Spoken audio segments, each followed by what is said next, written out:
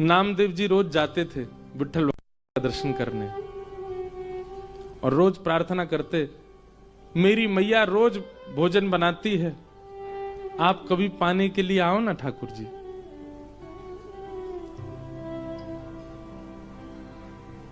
रोज नामदेव जी की एक ही प्रार्थना सुन के ठाकुर जी बोले, हे नामा, अब तू कहता रोज मेरे घर प्रसाद पाने आओ, यहां दर्शन कौन देगा? फिर एक काम हो सकता है। बोले क्या? तू मेरी जगह खड़ा हो जा तो मैं जाऊं प्रसाद पाने। नामदेव जी बोले, ये कैसे संभव है? बोले तू आना, मैं श्रृंगार करूंगा तेरा, बिल्कुल पंडरीनाथ बना दूंगा और फिर मैं जाऊंगा तेरे घर प्रसाद पाने। नामदेव जी बोले, कोई बात नहीं, मैं वंचित रहूंगा, मेरी मां तो प्रसन्न हो जाएगी। नामदेव जी पंडरीनाथ भगवान की जगह खड़े हो गए। अब भगवान सामने खड़े होकर बता रहे, ऐसे खड़े हो। नामदेव जी ऐसे खड़े हो गए। नेत्र बंद कर लो। बोले कर लिए। ठाकुर जी ने स्पर्श करके बिल्कुल श्याम वर्ण के जैसे ठाकुर जी वैसे बना दिया। अब ठाकुर जी बोले, अब तुम पंडरीनाथ हो गए हो? बोले जी। अब याद रखना 3:30 बजे सुबह काकड़ा आरती होगी, मंगला आरती। और काकड़ा आरती में ये पुजारी लोग बिल्कुल विचार नहीं करेंगे, ठंडे जल से नवाएंगे, ठिठरना नहीं। उसके बाद तुमको दूध से नवाएंगे, ठिठरना नहीं।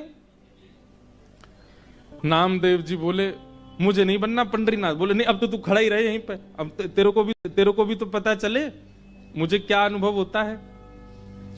और काकड़ा आरती में नियम होता है कि ठाकुर जी श्री पंडरीनाथ भगवान के मुंह पे मक्खन ऐसे रख देते हैं, मक्खन ऐसे चिपका देते हैं पूरा, और फिर उसके बाद आरती करते हैं ठाकुर जी की। कभी जाओ पंढरपुर दर्शन करना मंगला का, काकड़ा आरती बहुत सुंदर होती है। तो ऐसे मक्खन रख देंगे, मन तो होगा तेरा खाने का पर चाटना नहीं। अगर नेक भी मक्खन खत्म हुआ तो पुजारी बहुत मारेंगे। मैं कुछ नहीं करता, मैं केवल चुपचाप खड़ा रहता हूं। उसके बाद तुम्हारा श्रृंगार होगा और श्रृंगार के बाद फिर द्वार खोल दिए जाएंगे, सब भक्त आके चरणों में प्रणाम करेंगे और कुछ भी मांगे देना नहीं, सुन लेना। विधि का विधान, कर्म का विधान सब उनको योग्यता दे देगा। तुम सब पर दया करके कुछ भी मत दे देना, नहीं तो लोग कुछ भी मांग लेंगे। अब खड़े रहूं, मैं जा रहा हूं। और अर्धरात्रि में श्री पंडरीनाथ भगवान नामदेव जी के घर गए। द्वार जाकर के खोलो। जैसे ही द्वार खोला माने, आहा, जैसे ही द्वार पर पंडरीनाथ भगवान को देखा, नामदेव जी की माता जी तो आनंदित हो गई, चरणों में गिर पड़ी। ठाकुर जी बोले, मैया जल्दी पवाओ, भूख लगी मुझे। ये पुजारी लोग एक ही चीज खवा, पूरन पोली खवाते रहते हैं मुझको रोज, मेरा मन भर गया, आप कुछ और पवाओ। नामदेव जी की माता जी ने सुंदर प्रसाद। नामा कहां चला गया, अभी तक आया नहीं, इतनी देर का गया है।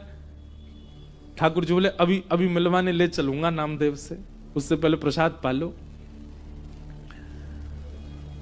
ठाकुर जी ने प्रसाद पाया। प्रसाद पा करके महाराज मैया से बोले, कारी सौल लेके आओ, एक कारी कमली लेके आओ। मैया बोली, क्यों? बोले, कोई पहचान जाएगा, मुझे ढक के चलूंगा। और एक कारी सौल ठाकुर जी ने ऐसे सिर के ऊपर के ओढ़ी, केवल नेत्र दिख रहे हैं, बाकी पूरे ठाकुर जी ढक गए। और मैया से बोले, चलो मेरे संग। कहां?